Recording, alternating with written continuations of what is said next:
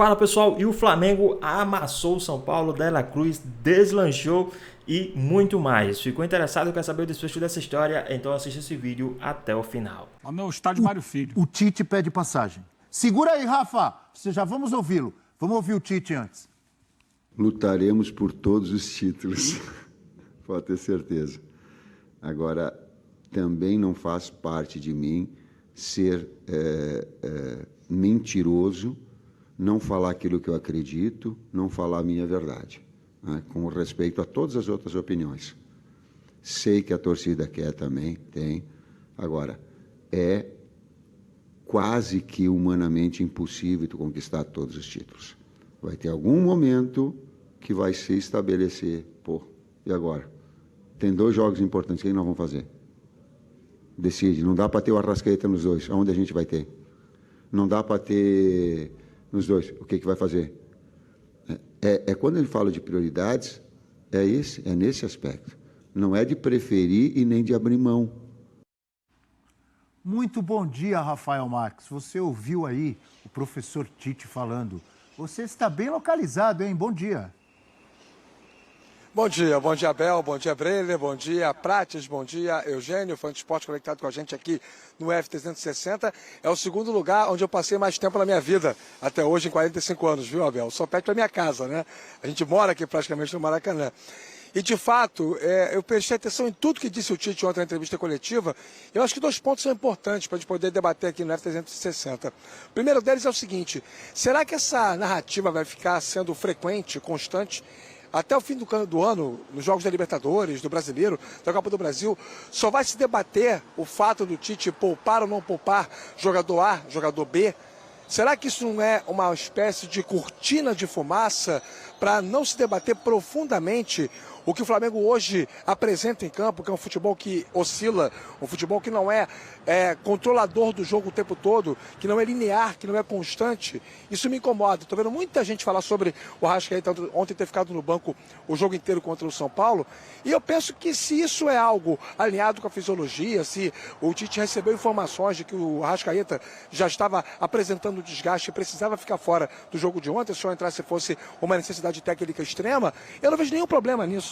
E acho que ao longo do ano isso vai acontecer com praticamente todos os jogadores. E é facultado ao treinador, em alinhamento com a sua fisiologia, com o seu departamento médico, tomar essas decisões de escolher as partidas e que determinados atletas não vão poder jogar, não vão poder entrar em campo. E a segunda coisa da coletiva de ontem, né, é quando ele fala a respeito do controle, que o Flamengo poderia ter feito o terceiro gol, e poderia, quando faz 2-0, o São Paulo ficou aberto, as trocas do Carpini tornaram o São Paulo um time muito espaçado, Pablo Maia e Alisson correndo no meio campo, tendo que marcar 3, 4 jogadores. O Flamengo fez o segundo gol, criou 3 ou 4 oportunidades boas para fazer 3-0 e não fez.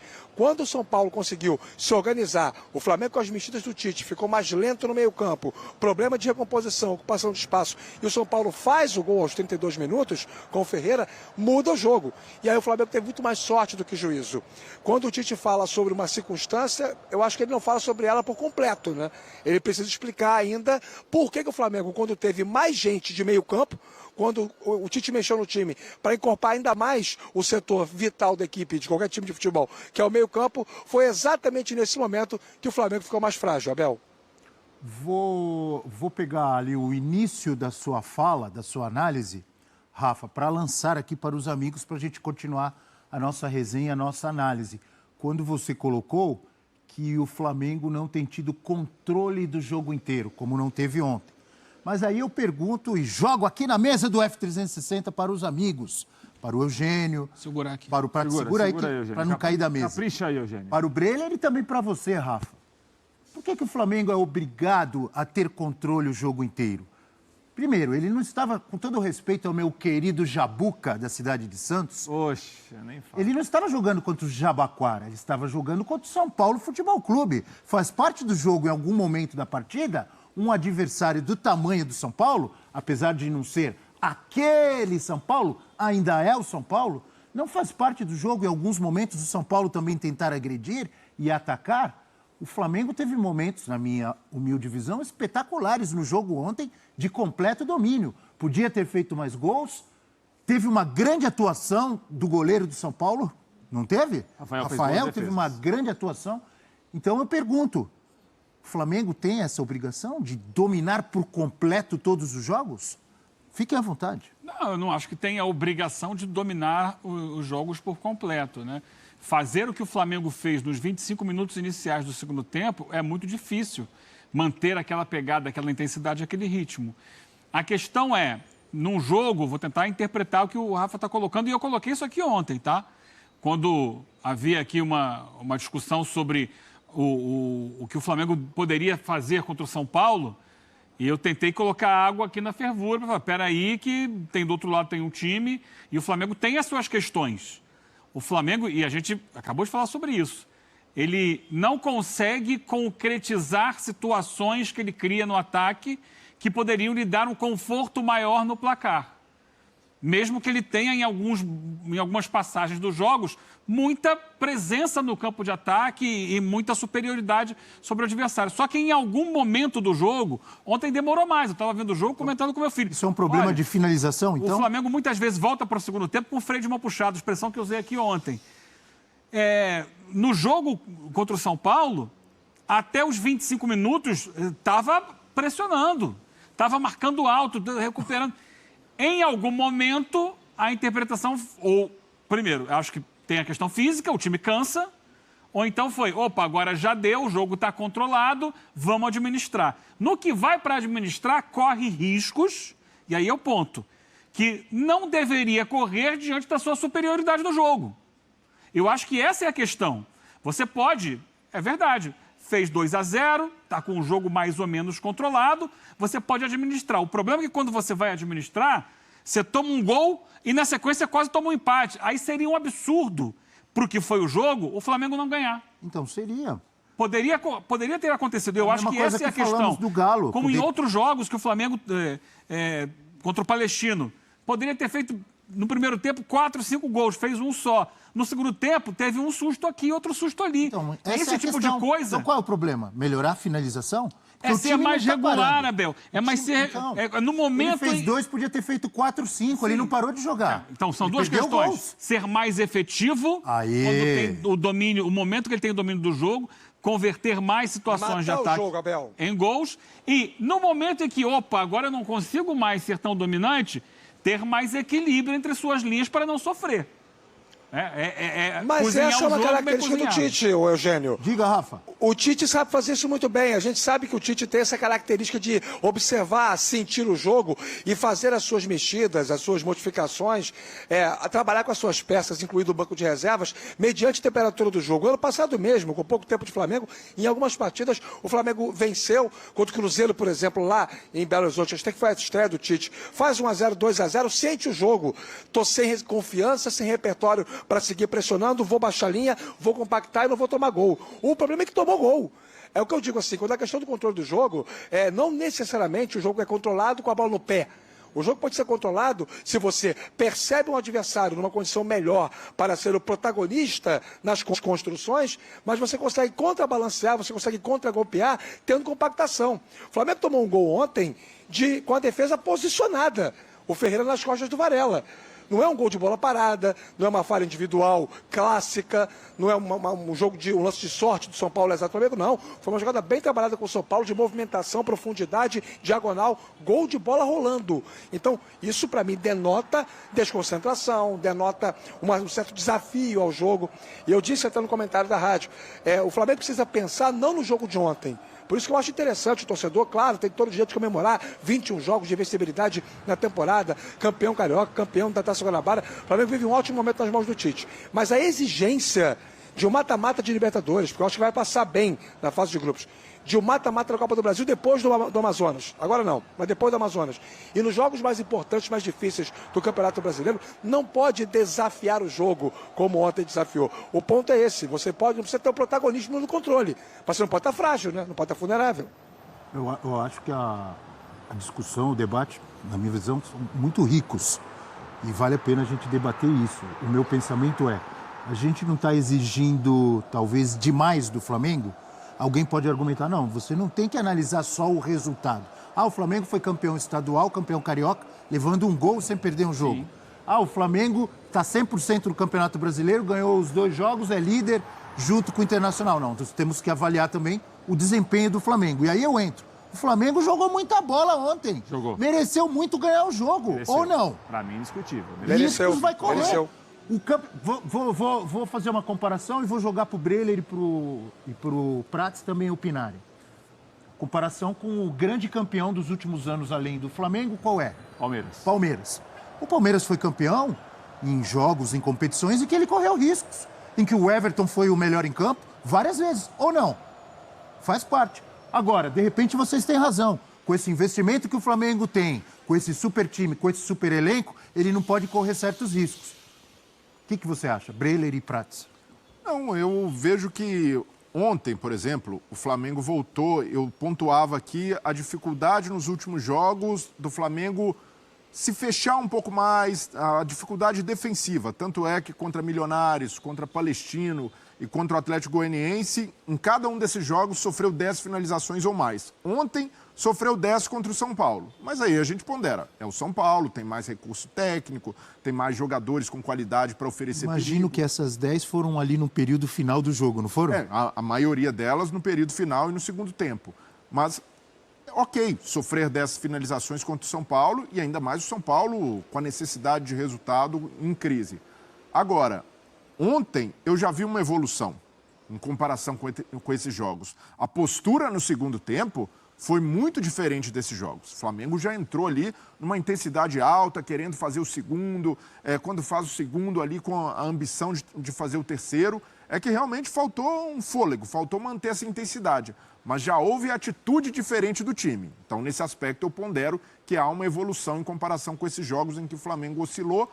E essa oscilação, o que se cobra do Tite, é o que certamente ele busca internamente pela característica dele de trabalhar, que é o tal equilíbrio. E ser equilibrado é, eventualmente, o Flamengo não ganhar por goleada, não encantar, não fazer aquele jogo lúdico, como diz o nosso querido Rafael Marques, mas ter um time que seja capaz de vencer os jogos, sofrendo pouco na defesa. E o que estranha nesse Flamengo do Tite é sofrer um pouco além da conta do que a gente está acostumado a ver nos trabalhos do Tite. Mas natural que o trabalho até aqui é bom. O Flamengo, mesmo oscilando, é melhor que a maioria dos times no Campeonato Brasileiro, é melhor que a maioria dos times na Libertadores, continua favorito nessas competições. Então, ajustar essas oscilações não significa, ou detectar que elas existem, não significa dizer que o trabalho é ruim, que precisa de um ajuste completo de rota.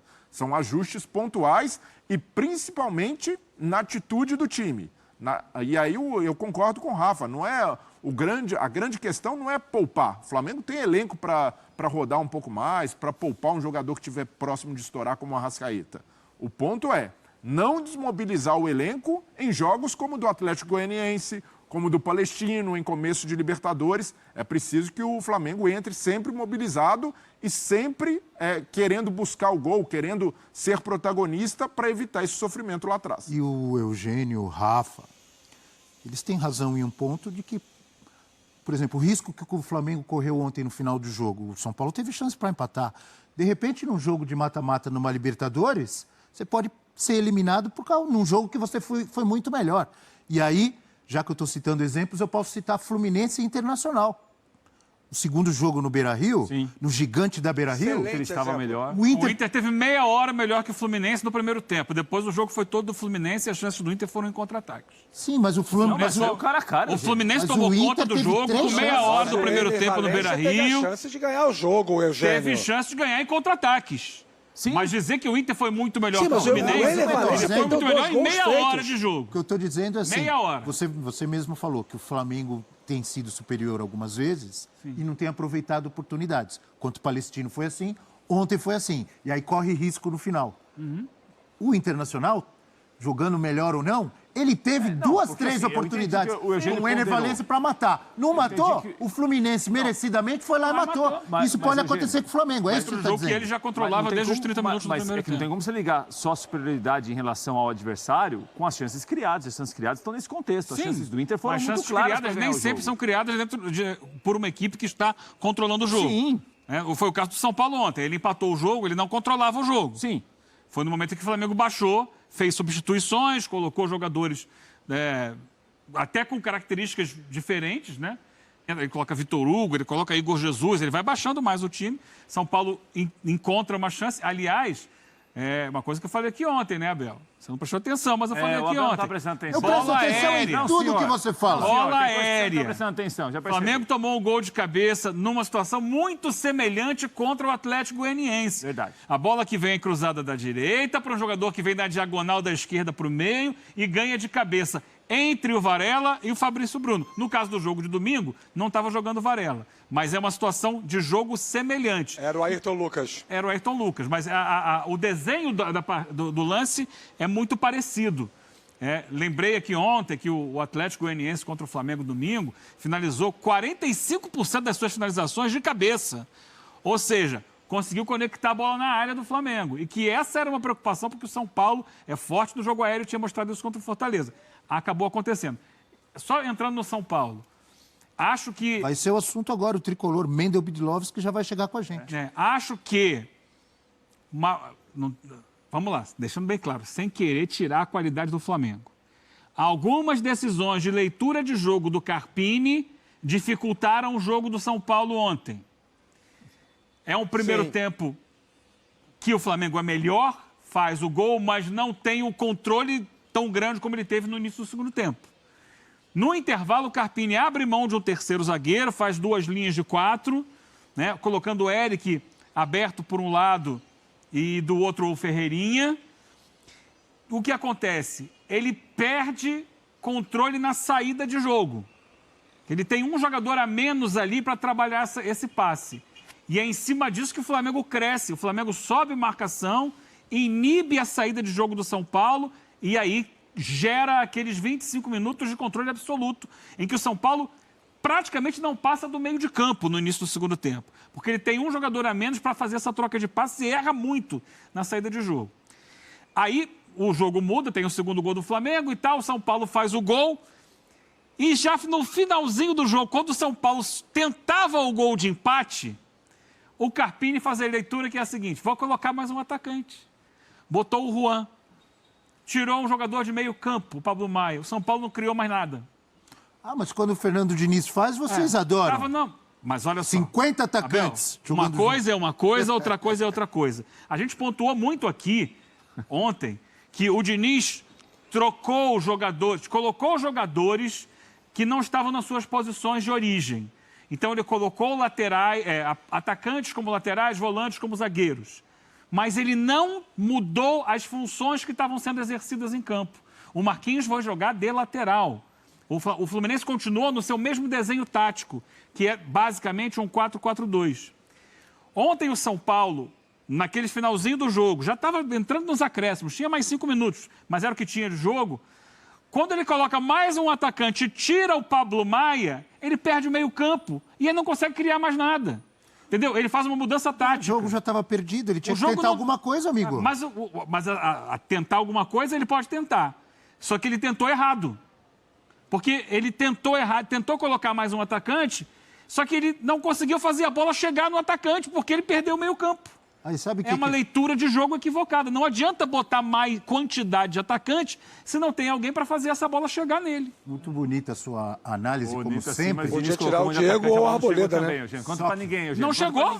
Não chegou. Terça-feira colocou muito atacante. Não chegou. É verdade que não chegou. O Bahia se fechou muito bem. Mas é uma coisa é você... O Prates que falou que não fui eu. Uma coisa, e eu mantenho a minha opinião, uma coisa é você trocar jogadores das suas posições originais, mas manter o desenho da equipe, e outra coisa é você abrir mão de jogadores numa faixa importante do meio de campo para colocar mais gente na frente, e aí você não faz com que a bola chegue lá. Eram 2 jogos completamente diferentes naquela altura. As análises táticas, de posicionamento, de estratégias, são sempre fundamentais e importantes, mas eu continuo dizendo e defendendo que Lucas, Wellington Rato, Nestor, Rafinha. Fazem falta, claro. Fazem muita falta e não tem milagre para ser feito sem todos esses jogadores. Rafa, se você quiser completar, fique à vontade. Eles estavam em campo contra o Novo Horizontino? Calma.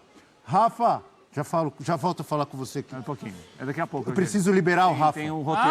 Eu entendo. Obrigado, Por favor, Rafa. libere o Rafa. Não, Pode liberar. Você tá com o roteiro aqui, você tá querendo mudar o script. Eu entendo. Nós vamos voltar a falar do São Paulo. Leão da Montanha. Leão. Obrigado, Rafa.